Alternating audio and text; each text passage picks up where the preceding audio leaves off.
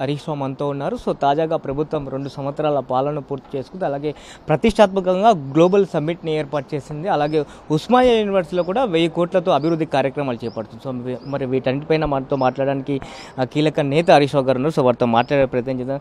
Sir చెప్పండి, so ప్రభుత్వం ఎంతో ప్రతిష్టాత్మకంగా భారతదేశంలోనే చాలా ప్రతిష్టాత్మకంగా తీసుకుని గ్లోబల్ సమ్మిట్ని ఏర్పాటు చేసింది.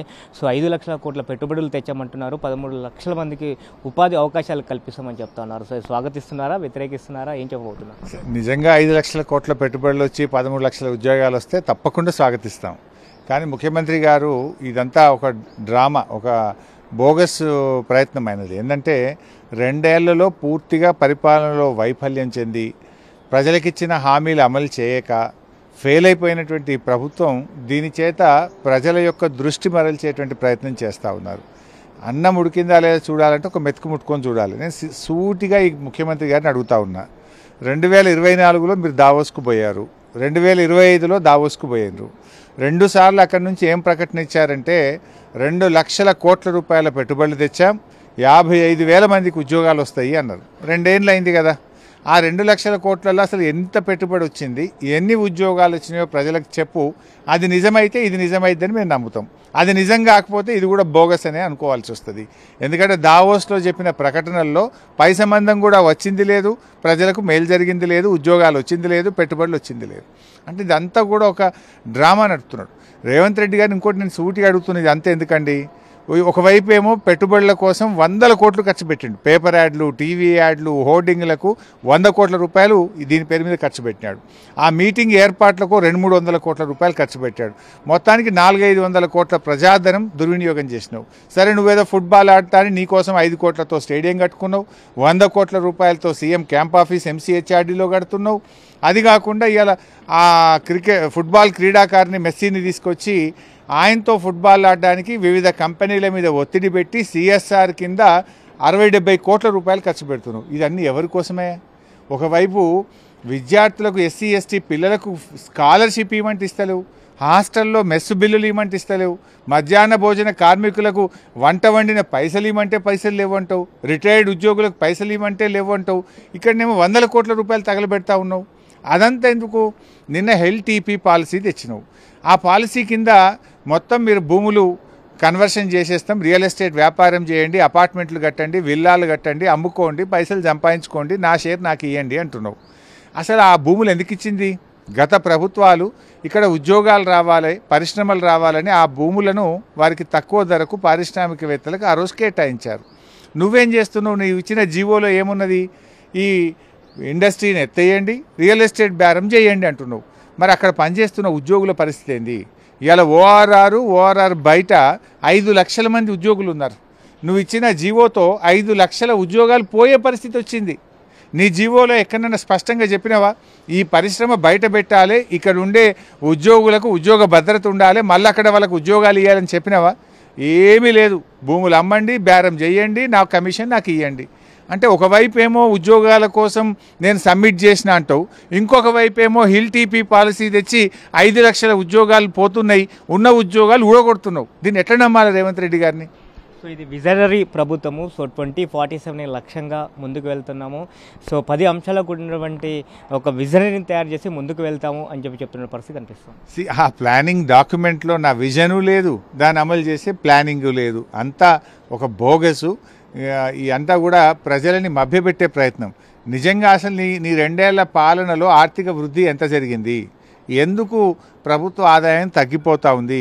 గతంలో కేసీఆర్ గారు ఉన్నప్పుడు 12% ఆర్థిక వృద్ధి రేటు ఉన్నది. నీ ప్రభుత్వం వచ్చినాక మైనస్లోకి ఎందుకు పోతా ఉందో చెప్పు.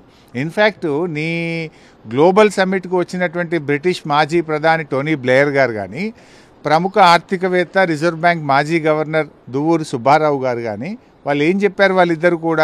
వాళ్ళిద్దరు కూడా స్పష్టంగా గత 10 ఏళ్ల పాలన చాలా అద్భుతంగా ఉంది, కొత్త రాష్ట్రమైన తొలి అడుగు బలంగా పడ్డది, గత ప్రభుత్వంలో GSDP 3 అంతలు పెరిగింది, తలసరి ఆదాయం 3 రెట్లు పెరిగింది, చాలా బాగా తెలంగాణ వేగంగా దూసుకుపోతుంది అన్నారు. అంటే ఏందన్నట్టు?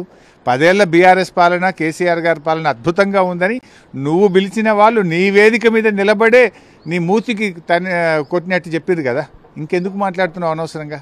సో 2047లో సో 3 ట్రిలియన్ ఆర్థిక వ్యవస్థను రూపొందిస్తాము అని చెప్తా ఉన్నారు. అలాగే దేశవ్యాప్తంగా చూస్తుంటే 10% వాటా తెలంగాణదే ఉంటుందని కూడా చెప్తున్నారు. అది కేసీఆర్ గారి విజన్.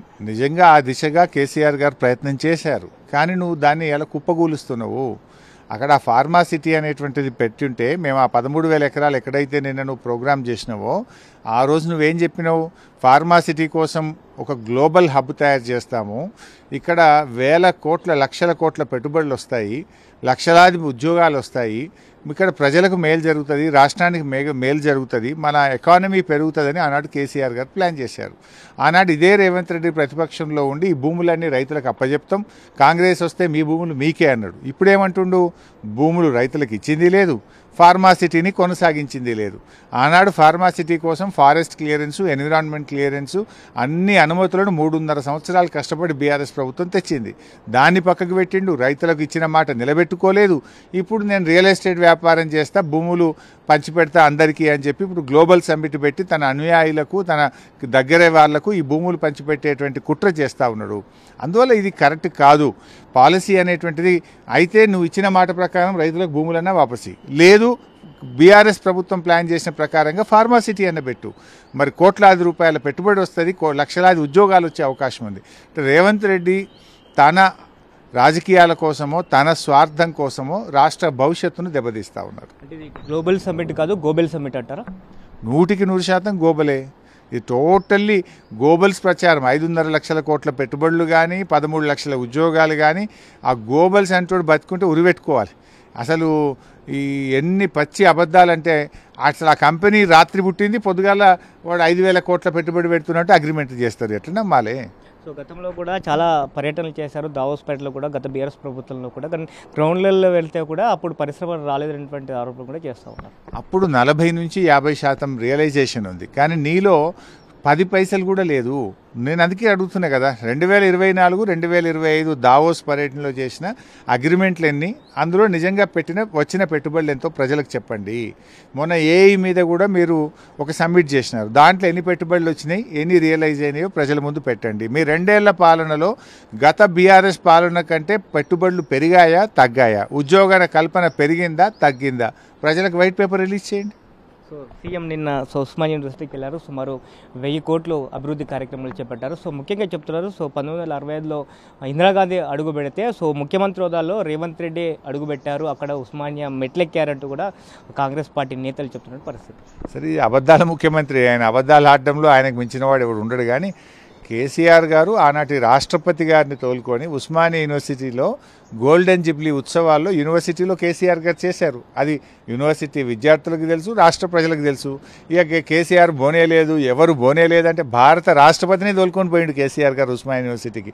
పచ్చి అబద్ధాలు మాట్లాడతాడు. నిజంగా నువ్వు ఇచ్చిన 1000 కోట్లు ఎప్పట్లో ఖర్చు పెడతావో, ఎప్పట్లో పూర్తి చేస్తావో చెయ్యి. ఆ యూనివర్సిటీ పిల్లలు నిన్న తిరగబడ్డారు నీ మీద.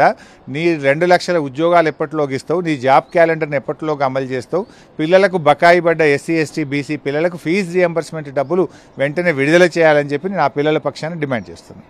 సో ఇది ఉస్మానియా యూనివర్సిటీని సో గత పాలకులు నిర్వీర్యం చేశారనేటువంటిది కూడా కాంగ్రెస్ పార్టీ ఆరోపణలు చేస్తూ ఉన్నారు. సో ఈ 1000 కోట్లు ఖర్చు కాదు, విద్యార్థులకు మేము రాబోయే రోజుల్లో పెట్టుబడి అని కూడా చెప్తున్న పరిస్థితి. చూద్దాం కదా ఏమవుతుందో, మనకు 4 రోజులు అయితే అన్నీ తెలుస్తాయి. రేవంత్ రెడ్డి మాటలకు ఎక్కువ, చేతలకు తక్కువ. ఆయన ఇప్పటిదాకా చెప్పిందే ఎక్కువ తప్ప చేసింది అయితే ఏం లేదు. గతంలో ఉస్మానియా యూనివర్సిటీలో బీఆర్ఎస్ హయాంలో హాస్టల్ బిల్డింగ్లకు కోట్లాది రూపాయల డబ్బులు ఇచ్చి బీఆర్ఎస్ ప్రభుత్వమే బిల్డింగులు కట్టింది. ఈ మధ్య రేవంత్ రెడ్డి పోయి వాటికి రిబ్బన్లు కత్తిరిస్తూ ఉన్నాడు.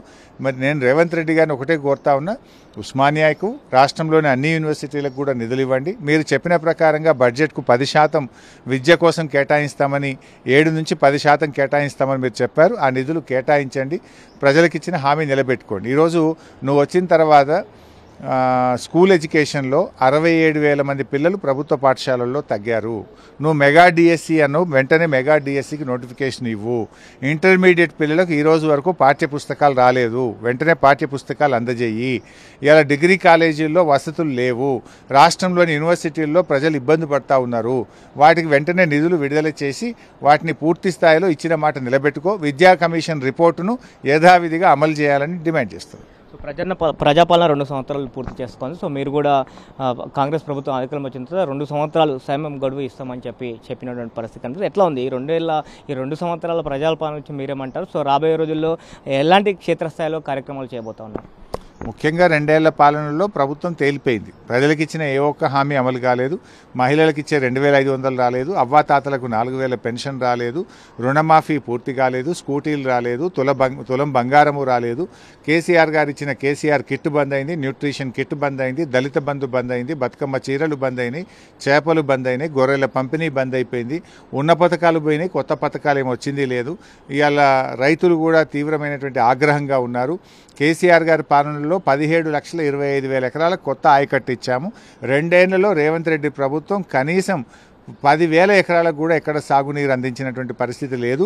ఇవాళ ఎంతసేపు అవినీతి కమిషన్లు తప్ప ఇంకోటేం లేదు. ఈ దేశంలో ఎక్కడ ఎన్నికలు వచ్చినా అది హర్యానా కావచ్చు, ఢిల్లీ కావచ్చు, బీహార్ కావచ్చు, మహారాష్ట్ర కావచ్చు, ఎన్నికలు వస్తే బడా కాంట్రాక్టర్లకు బిల్లులు ఇచ్చుడు, కమిషన్లు ఢిల్లీలో అప్పచెప్పుడు, ఇంతకుమించి కాంగ్రెస్ ప్రభుత్వం చేసిందేమీ లేదు. అందుకే ప్రజలు బీఆర్ఎస్ కావాలని, కేసీఆర్ కావాలని కోరుకుంటా ఉన్నారు. రాబోయే రోజుల్లో మేము కూడా 2 ఏళ్ళు సమయం ఇచ్చాము. తొందరపడద్దు, ఏం చేస్తారో చూద్దామని చూసాం. రాబోయే రోజుల్లో బీఆర్ఎస్ పార్టీ ప్రత్యక్ష కార్యాచరణకు పూనుకుంటుంది. ప్రజా ఉద్యమాలకు రూపుదిద్దుకుంటుంది. ఎక్కడెక్కడ ప్రజలకు సమస్యలు ఉంటే అక్కడెక్కడ క్షేత్రస్థాయిలో ప్రజల పక్షాన బీఆర్ఎస్ పోరాటానికి శ్రీకారం చుడుతుంది.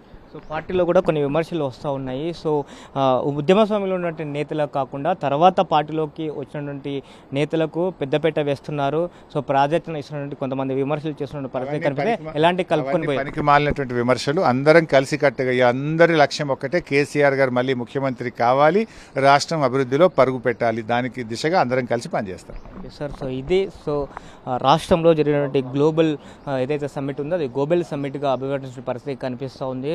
సో 2 ఏళ్ల పాలన పైన కూడా సో గతంలో ఉన్నటువంటి పథకాలన్నీ కూడా నిర్వీర్యమైనటువంటి పరిస్థితి కనిపిస్తూ ఉంది. కొత్త పథకాలు లేవు. సుమారు 10,000 ఎకరాలకు కూడా సాగునీటిని ఇచ్చే పరిస్థితిలో లేదని చెప్తున్నారు. సో ఆర్థిక వ్యవస్థ గత ప్రభుత్వంలో బీఆర్ఎస్ ప్రభుత్వం చాలా బ్రహ్మాండంగా ఉన్నది. సో ఇవాళ ఆర్థిక వ్యవస్థ మొత్తం కూడా నిర్వీర్యమైనటువంటి పరిస్థితి కనిపిస్తుందని చెప్తున్నారు. అలాగే ఉస్మానియా యూనివర్సిటీకి సంబంధించి 1000 కోట్లు దేనికి ఖర్చు పెడతారో కూడా చెప్పాల్సిన అవసరం ఉందని చెప్తున్నటువంటి పరిస్థితి కనిపిస్తుంది. ఇక రానున్నటువంటి రోజుల్లో బీఆర్ఎస్ పార్టీ క్షేత్రస్థాయిలో ప్రజల్లోకి వెళ్తుందని చెప్తున్న పరిస్థితి కనిపిస్తూ ఉంది.